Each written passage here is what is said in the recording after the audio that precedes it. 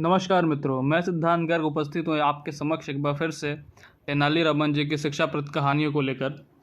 और आज की कहानी का शीर्षक है अंतिम इच्छा।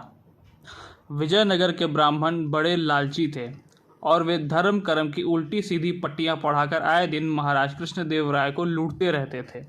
यह बात तेनालीरामन को बहुत कष्ट पहुँचा रही थी। एक दिन महाराज ने दरबार में कहा, मरते समय हमारी माँ को आम खाने की इच्छा थी, मगर उनकी यह इच्छा पूर्ण न हो सकी। क्यों? क्या ऐसा कुछ हो सकता है कि मेरी माँ की आत्मा को शांति मिले? इस पर राजपुरोहित ने बोला, महाराज, उपाय मैं बताता हूँ। हाँ हाँ, कहिए राजपुरोहित जी, महाराज ने कहा। महाराज, मेरा सुझाव यह है कि 108 ब्राह्मणों को सोने का एक एक आम दक्षिणा स्वरूप भेंट किया जाए। इस प्रकार राजमाता की आत्मा को शांति प्राप्त हो सकती है, राजपुरोहित ने कहा। राजपुरोहित की लालच भरी बात सुनकर जहाँ तेनालीराम के तन बदन में आग लग गई, वहीं महाराज खुश हो उठे। उन्होंने तुरंत सोने के 108 आम दान करने की घोषणा कर दी। यह सुनकर तेनालीराम ने मन ही मन सोचा, इन ब्राह्मणों का कोई इलाज करना ही पड़ेगा, किंतु अभी उन्हें कोई युक्ति सूझ रही थी, इसलिए वे मन महसूस कर रह गए। कुछ दिनों बाद उन्हें एक अवसर प्राप्त हो गया। तेनालीराम की माँ की मृत्यु हो गई।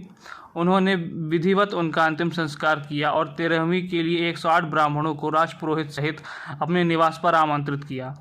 13वीं के सभी कार्य संपन्न हो गए। ब्राह्मणों ने खूब डटकर दावत उड़ाई। फिर तेनालीराम ने सभी ब्राह्मणों को एक अलग कक्ष में बैठाया और नौकरों को कुछ इशारा किया। इशारा पाते ही नौकर दहकती हुई सलाखें लेकर उपस्थित हो गए। तब तेनालीराम ने कहा, इन सभी को गर्म सलाखों से घुटनों पर दागा जाए। यह सुनते ही सभी ब्राह्मणों में चीख पुकार मच गई। वे भागने लगे तो तेनालीराम ने नौकरों को उन्हें पकड़ने के लिए कहा। फिर एक एक करके सभी के घुटनों में सलाखें दागी गई।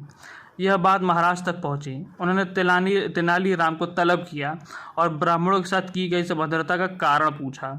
तब तेनालीराम ने कहा, महाराज, बात यह है कि मेरी माँ के पैर के जोड़ों में दर्द रहता था। उन्हें एक वैद्य ने बताया था कि यदि उनके घुटने लोहे की गर्म सलाखों से दागे जाए तो उनका रोग जाता रहेगा, वरना 7 जन्म भी पीछा नहीं छोड़ेगा। यह उपचार पूर्ण होने से पहले ही माँ की मृत्यु हो गई। तब मैंने यह रास्ता अपनाया। जब ब्राह्मणों को सोने के आम दान में देने से राजमाता की अंतिम इच्छा पूर्ण हो सकती है, तो क्या इस प्रकार मेरी माँ का रोग दूर नहीं हो सकता? तेनालीराम की बात सुनकर महाराज हंस पड़े, जबकि राजपुरोहित सहित सभी ब्राह्मणों के सिर शर्म से झुक गए। तो यह थी आज की कहानी मित्रों। बहुत बहुत धन्यवाद। जय सिया राम, हर हर महादेव।